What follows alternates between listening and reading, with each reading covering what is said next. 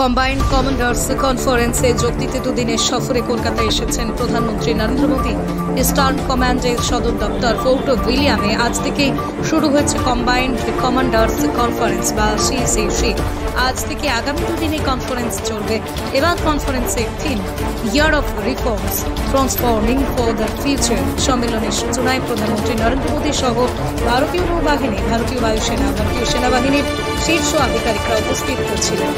সম্মেলনে যোগ দিতে কলকাতায় এসেছিলেন প্রতিরক্ষামন্ত্রী রাজনাথ সিং, জাতীয় নিরাপত্তা উপদেষ্টা Ajit Doval, chief of defence staff general Anil Chauhan, এছাড়াও প্রতিরক্ষা সচিব সহ প্রতিরক্ষা মন্ত্রকের শীর্ষ কর্তারা উপস্থিত ছিলেন।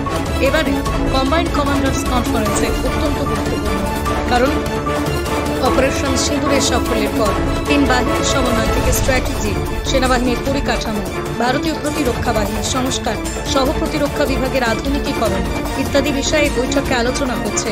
কনফারেন্স শেষ করে কলকাতা বিমানবন্দর হয়ে আকাশপথে বিহারের পূর্ণিয়াতে পৌঁছবেন নরেন্দ্র মোদী।